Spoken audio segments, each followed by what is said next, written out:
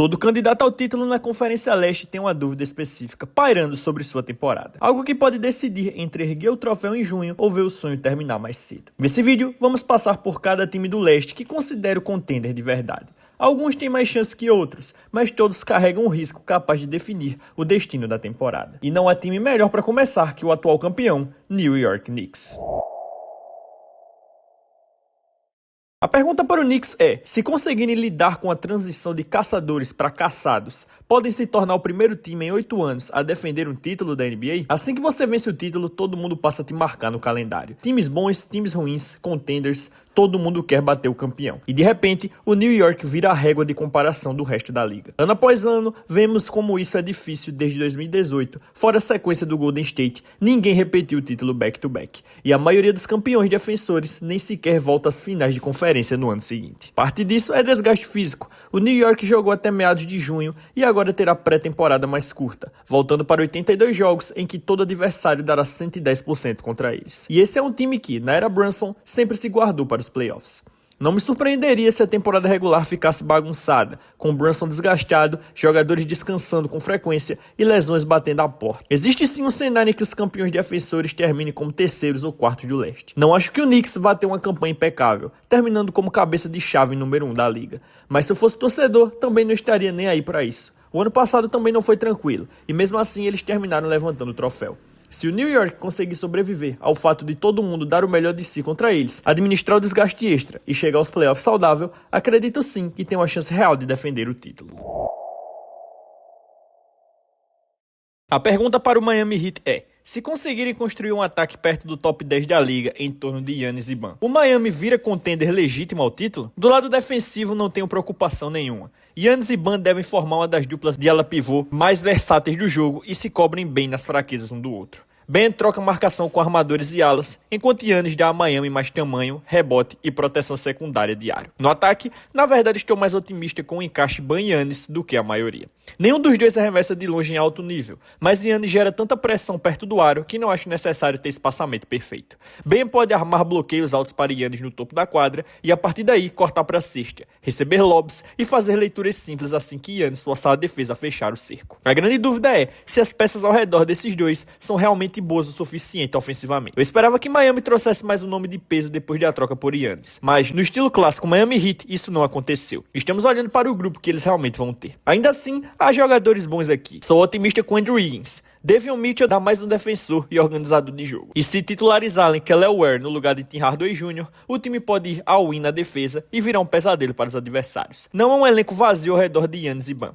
Só precisa que essas peças rendam de verdade. Wiggins precisa ser arremessador confiável. Mitchell precisa evoluir como criador. E alguém do grupo de apoio precisa superar expectativas, porque tenho certeza de que a defesa vai estar lá. Minha previsão é top 5 da liga desse quesito. A grande dúvida é se Miami reúne arremesso, criação e pontuação secundários suficientes ao redor de Giannis e Ben para vencer 4 rodadas de playoff.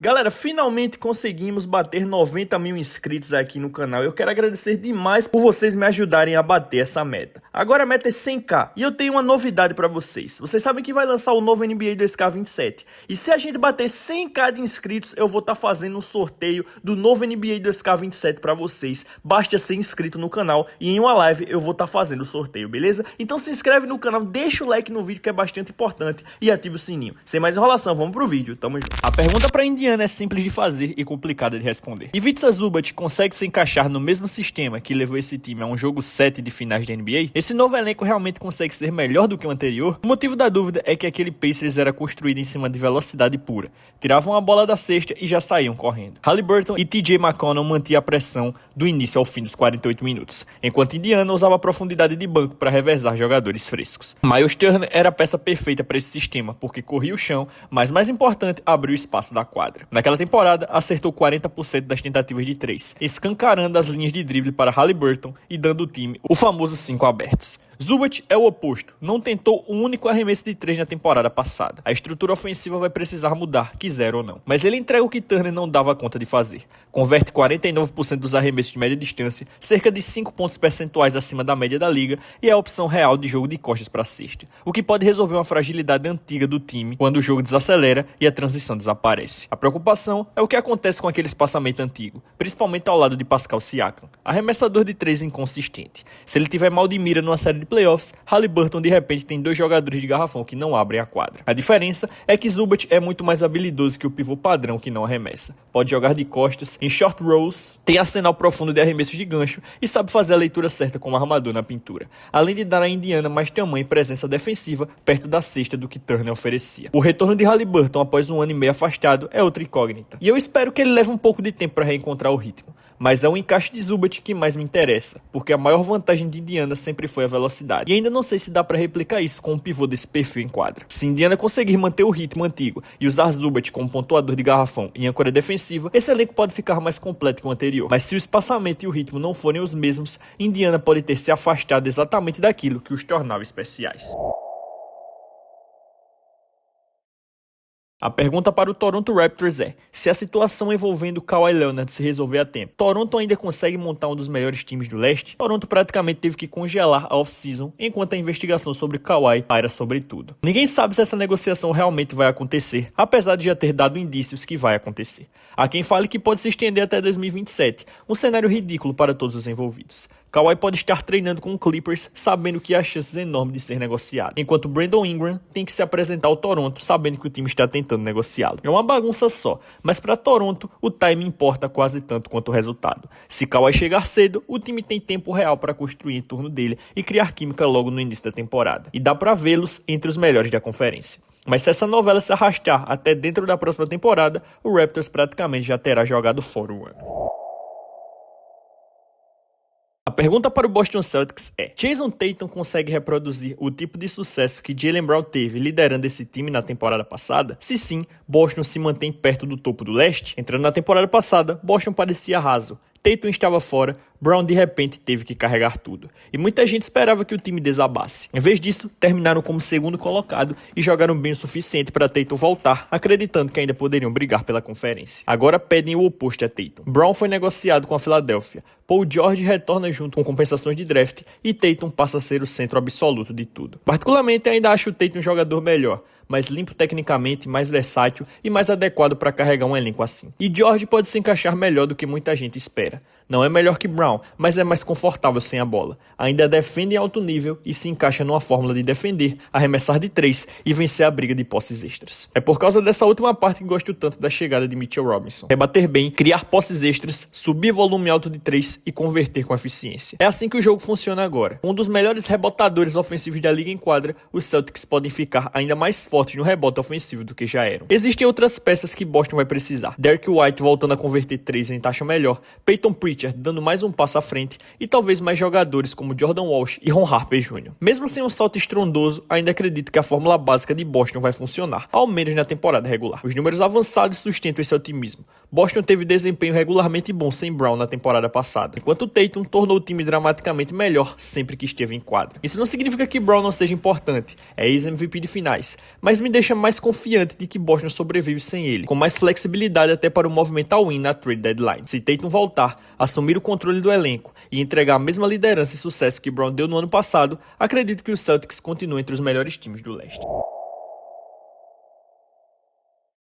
A pergunta para o Cleveland Cavaliers é: Evan Mobley consegue se tornar, sem discussão, o melhor jogador do time? Se sim, esse elenco all-in vira uma ameaça real ao título? Apesar de terem chegado às finais de conferência do leste na temporada passada, aquela campanha nos playoffs de certa forma me fez confiar menos neles. Precisaram de 7 jogos para superar um Toronto sem Kawhi, mais 7 para vencer um Detroit longe do seu melhor e depois foram atropelados pelo New York Knicks. Isso importa porque Cleveland já havia feito uma troca pesadíssima, mandando Darius Garland para o Clippers em troca de James Harden. Já tinham decidido apostar tudo. Só que Harden ainda não renovou o contrato. Dean Wade e Dennis Schroeder já saíram. E esse elenco está projetado para custar em torno de 250 milhões de dólares contra um teto de segunda trava salarial de cerca de 221. Cleveland está pagando o preço de um time campeão por um elenco que, na minha visão, está longe desse patamar. A troca envolvendo Schroeder é um passo certo para aliviar a folha salarial, mas ainda podem precisar de outro movimento, o que deixaria um banco já questionável ainda mais raso. Temos um time que já apostou tudo, mas cujo próprio custo dessa aposta os obriga a enfraquecer o elenco.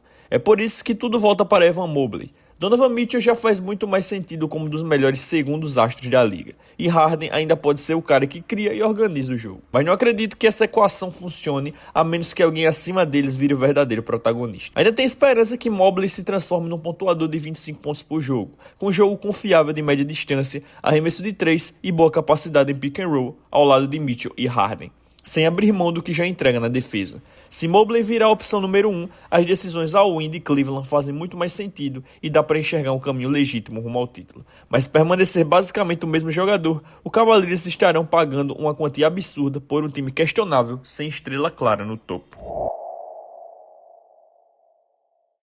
A pergunta para o Detroit Pistons é: se alguém surgir como pontuador secundário ao lado de Cade Cunningham, Detroit consegue transformar o sucesso da temporada regular passada em algo sustentável nos playoffs? Depois da última pós-temporada, essa parecia a fragilidade mais óbvia do elenco. Cade praticamente não tem ajuda ofensiva, e mesmo assim, depois de vencer 60 jogos e parecer irreconhecível nos playoffs, Detroit ainda não trouxe outro pontuador de alto nível. A janela deles foi basicamente peças trocando de lugar, deixando o time no mesmo ponto. Isaiah Stewart, Tobias Harris e Caris LeVert se foram, e os substitutos são John Collins, Isaiah Joe, Gary Harris e Duncan Robinson. Há jogadores úteis nesse grupo, mas nenhum é do tipo que me faz pensar: ali está a segunda opção do Cade. O ponto positivo é que devem ser um time melhor de 3 pontos. E como o Cade já produzia números de elite de passe, mesmo com um ataque apertado na temporada passada, mais arremessadores facilitam sua penetração e suas opções de saída quando for dobrado. Mas mais espaçamento não é a mesma coisa que ter um segundo homem de verdade para quando os playoffs desacelerarem e os times mandarem tudo para cima do Cade.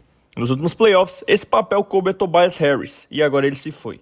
Do jeito que está agora, essa dúvida ficou ainda pior do que era no ano passado. Olhando para outras estrelas da liga, acho que Cade carrega mais peso nas costas do que praticamente qualquer outro jogador entrando na próxima temporada. No início da janela, o Pistons foi ligado a Norman Powell e Tyler Hero, mas não conseguiram nenhum. E até Anthony Simons teria sido encaixe razoável. Ainda assim, entram na próxima temporada numa situação ofensiva provavelmente pior que a de um ano atrás. Soma-se isso à questão do contrato de Jalen Duren no ar. Se Detroit ceder e der o grande contrato que ele busca, precisaria ter certeza de que Cade, Ausar Thompson e Duren formariam um trio capaz de um dia levar o time a um título. Dadas as novas regras do acordo coletivo e o que vimos de Duren nos últimos playoffs, eu, no lugar do Pistons, estaria longe dessa certeza. A mesma dúvida vai continuar em Detroit. Se alguém emergir como pontuador secundário real ao lado de Cade, ou se eles saírem no mercado e trouxerem um, ainda há substância suficiente para seguirem relevantes no leste. Mas se Cade for, mais uma vez, chamado a criar praticamente tudo sozinho, esse time dá um passo importante para trás. Por último, mas não menos importante, a pergunta para o Philadelphia 76ers é: se conseguirem se sustentar defensivamente perto do aro, essa coleção quase absurda de talento ofensivo vira de fato um time campeão? No ataque, eles simplesmente têm opções demais. Nick Nurse já descreveu LeBron como criador ofensivo do time, então espero que seja o principal organizador de jogadas, enquanto Tyrese Maxey segue como principal opção de pontuação. E é excelente sem a bola, voando em bloqueios e punindo defesas com a velocidade. A parte mais difícil é entender o que todo mundo mais fará ao redor desses dois quando Joel Embiid estiver saudável. Ele volta a ser a opção número 1? E se LeBron cria enquanto Embiid trabalha no meio da quadra? Qual é o papel de Jaylen Brown?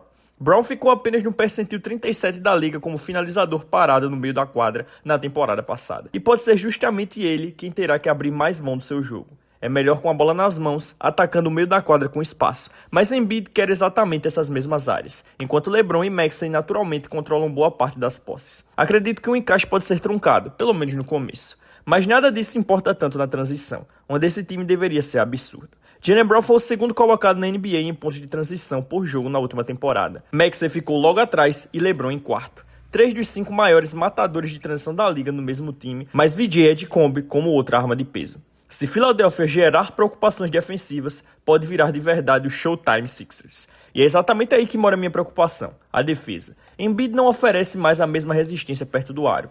Na série de segunda rodada contra o Knicks, New York o arrastou repetidamente para pick and rolls e explorou sua dificuldade em cobrir espaço, enquanto seu impacto no rebote também caiu. Isso deixa o LeBron de 42 anos chamado a oferecer proteção secundária diário e ajudar na limpeza de rebotes, sem contar os jogos em que Embiid estará fora. O ataque no começo pode ser truncado, mas confie em LeBron, mesmo no seu 24º ano de carreira, para descobrir onde cada um deve estar. Há talento demais para eu acreditar que não vão fazer funcionar. A verdadeira dúvida é se conseguem montar defesa interna e rebote suficiente para sobreviver desse lado da quadra. Se conseguirem, são de fato um time de nível campeão.